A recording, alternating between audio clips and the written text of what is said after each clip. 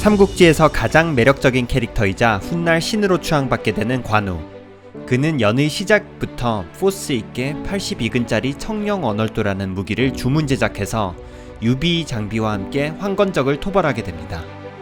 그 후 청령 언얼도는 적토마, 검은 수염과 함께 관우를 표현하는 메타로 수많은 매체에서 나타나며 점점 더 화려한 간지템으로 진화하는데요. 잘 알려졌듯이 언얼도는 실제로는 관우가 들지 않았던 무기이고 삼국지 시대 500년 후인 당나라 때 처음 세상에 나타났다고 전해집니다. 관우의 실제 기록을 보면 안량을 살해할 때 찔렀다 라고 표현되는데 언얼도 같은 대도류가 아닌 창 종류를 쓴 것으로 보입니다. 대도류였다면 보통 베거나 쪼갠다는 표현이 적합하겠죠. 그렇다면 관우에게 82근 청룡 언얼도 메타는 언제부터 입혀졌고 도대체 왜 입혀졌을지 지금부터 확인해 보겠습니다. 관우는 당나라 이후 신격화되었고 시대별로 초상화가 그려졌다고 합니다. 남아있는 초상화 중 가장 연대가 빠른 것은 1120년경 북송 때의 작품입니다. 이 그림에서 관우 주변의 부장들은 언얼도와 조금 더 짧은 칼을 들고 있습니다. 북송 때에 이미 언얼도가 관우의 아이템 중 하나로 표현되고 있는 것입니다. 그리고 200년 후 작품인 1320년경 원나라 때 삼국지 평화의 사파에는 관우가 등장하는 장면마다 언얼도가 나타나서 관우의 유일템으로 정착됩니다. 다시 약 100년 후 나관중은 이런 당대 트렌드를 따라 정식으로 관우가 청룡 언얼도를 사용한다고 명문화했으며 82근이라는 무게도 처음 언급됩니다. 말씀드렸던 관우 그림이 그려졌던 1120년대에는 송나라가 건국한 지 12년밖에 안 된 금나라에게 밀려 중국 남부로 수도를 옮긴 시점입니다. 금나라의 단기 성공 원인은 두꺼운 겹으로 된 갑옷을 입은 철기병에 있었는데요. 17명의 금나라 기병에 2000명의 송나라 보병이 당했을 정도라고 합니다.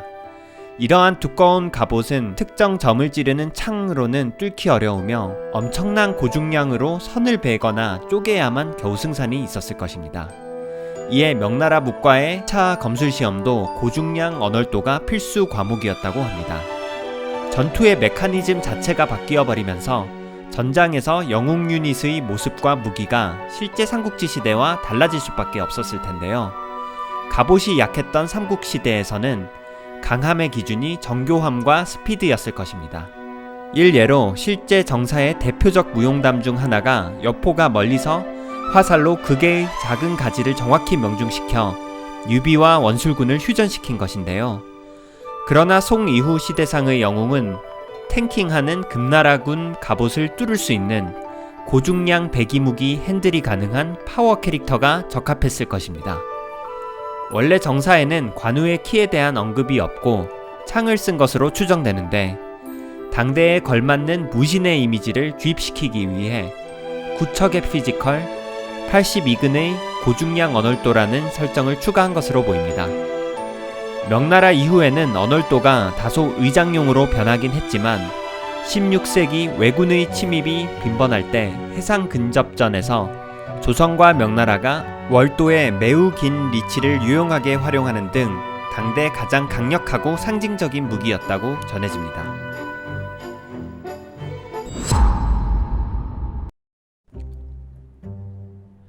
독자 중 일부는 관우가 고중량 매니아라는 건 알겠는데 82근을 자유자재로 다룬다는 나관중의 표현에 심한 과장이라며 거부감을 가질 수 있을 것입니다. 특히 삼국지 연의는 명나라 독자를 대상으로 쓴 소설이므로 82근은 한나라 기준의 18kg가 아닌 명나라 기준인 49kg라고 해야 맞는데 장수의 실전 무기로서 49kg라면 더더욱 말도 안 되는 설정이죠. 이에 대해 국내 온라인 백과사전에서는 삼국지 정사에 전의가 80근짜리 쌍철극을 사용했다는 실제 기록이 있으며 전의보다 관우가 더 세야 하므로 2근을 플러스한 것 같다는 주장이 주류를 이루고 있습니다. 그런데 삼국지 정사가 써진 시점 대비 명나라의 1근의 기준이 3배나 무거워져서 애초에 명나라 독자들에게 단순 비교하는 것도 참 애매하거니와 단순 소설로 관우를 신격화할 거면 아예 언얼도를 90근, 100근이라 해서 2등 전의와의 확실한 격차를 두면 되었을 것입니다.